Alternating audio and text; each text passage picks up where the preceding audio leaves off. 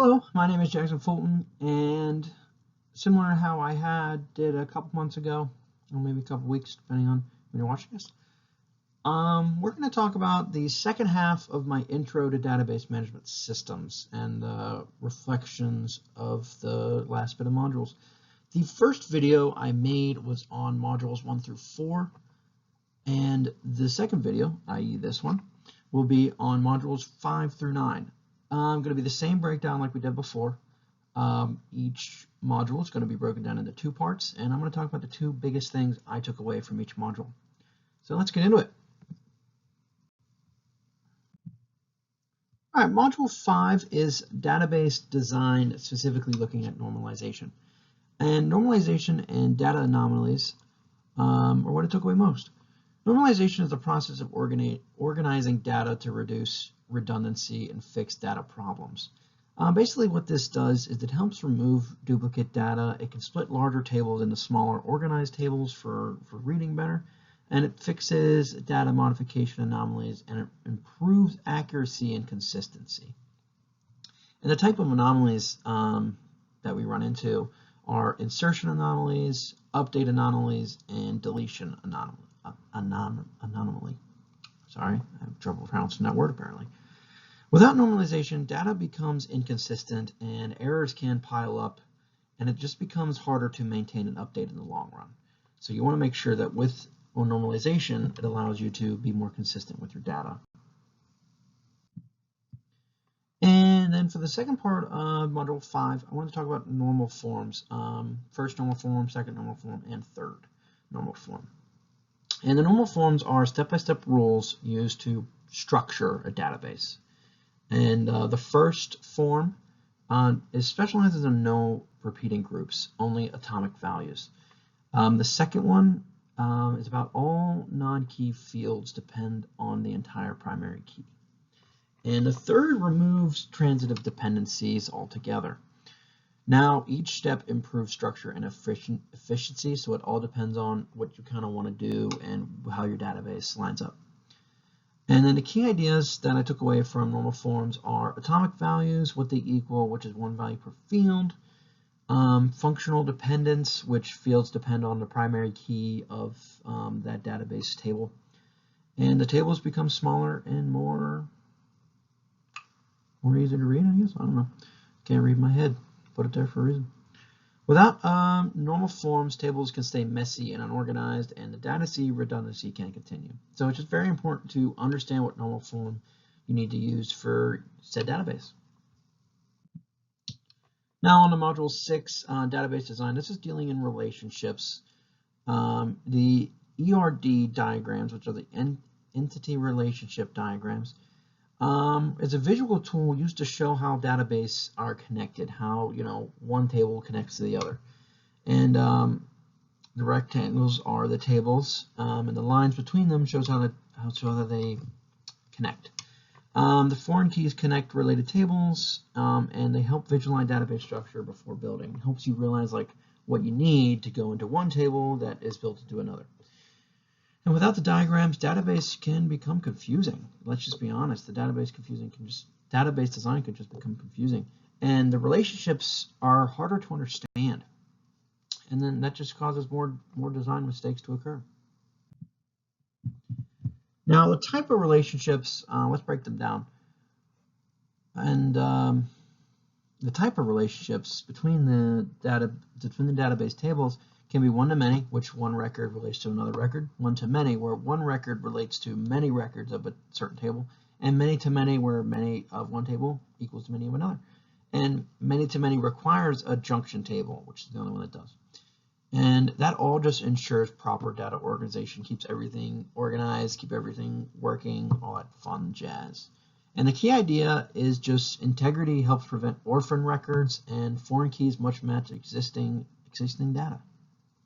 Without the proper relationships, data, it's going to be a broken record. Data can become disorganized, and database loses accuracy and, just honestly accuracy. Now into module 7. Let's go with the create, read, update, and deletion operations, or CRUD. as the abbreviation says. CRUD operations are the basic functions used to manage data in a database. Create, as it sounds, it just adds new data. Read allows you to retrieve said data. Update allows you to modify that same data, and delete just removes it altogether. And that's used in all database systems. And it matters because it allows full control over your data. And it directly can connect to SQL. And it's just essential for all applications. It allows you to obviously just make your database. You can't make a database without this stuff. I feel like going through and making databases without this would be incredibly difficult. And in fact, data just can't be managed correctly. This way makes it so much easier, and there's just no way without CRUD, this feels weird to say it like that, but no way to update the data or retrieve the data correctly. And then database would just be useless altogether. So the second part of Module 7 is specifically dealing with the database security and recovery. DBMS provides security and recovery to protect and restore the data. Security prevents unauthorized access, authentication uses usernames and passwords, authorization controls user permissions. I mean, it's just security, keeping everything where it's supposed to be and keeping people with access, making sure that no one else gets it. The key idea is just data integration ensures accurate and consistent data, and only authorized users can access that data. And without the ability of recovery and security, data could be stolen, it could be changed, it could be fabricated, and there's no way that I know of to recover lost data without recovery.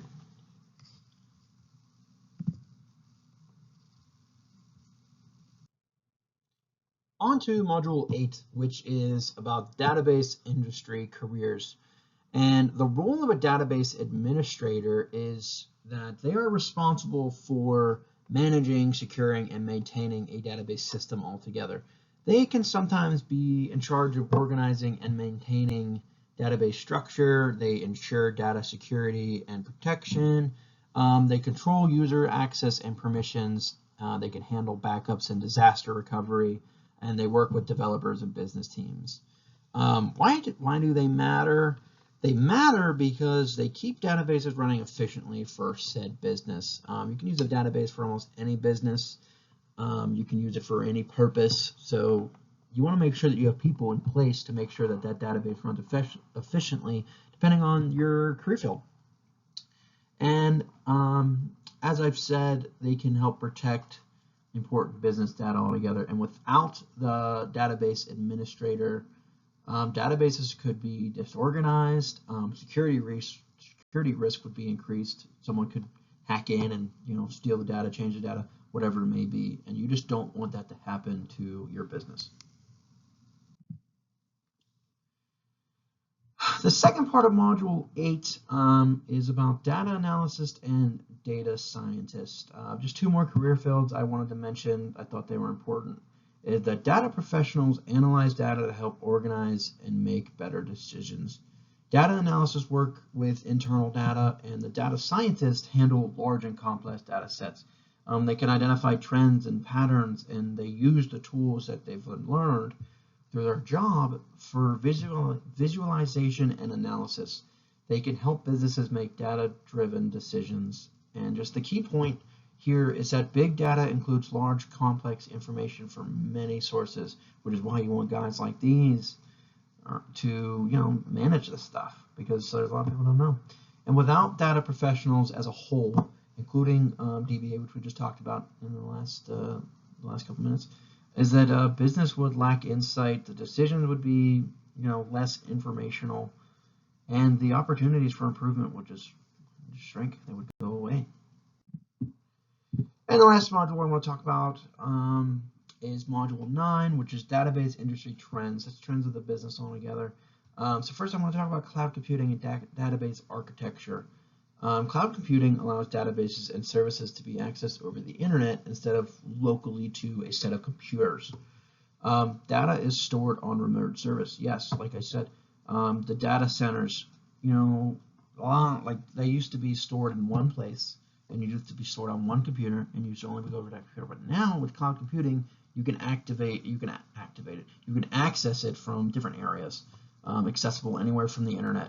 As long as you have a stable connection, you got Wi-Fi, you got internet, boom, you can get on said database. They replaced the traditional centralized systems, which is basically what I've just talked about. It's just being able to work on the same database from your home computer to your work laptop to, I don't know, the public library. Probably shouldn't do that, but that's a security concern, which we already talked about. Why it matters. It reduces the need for physical hardware. You don't have to have a big giant computer. And one thing I didn't put on here that I'm now going to say is that allows you to work from home. I think that's kind of the world we live in nowadays. People want to work at home, and that's what this allows you to do. And without cloud computing, you have limited access to that data, higher cost for the business, and it's just less flexibility for the business to grow as a whole.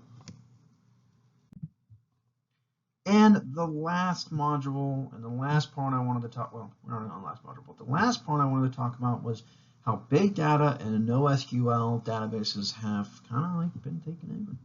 Big data refers to extremely large complex data sets used for analysis and decision making, defined by the 3 V's, which we learned in class: volume, variety, and velocity. This includes data like clicks and images and social media, and the NoSQL databases handle unstructured data.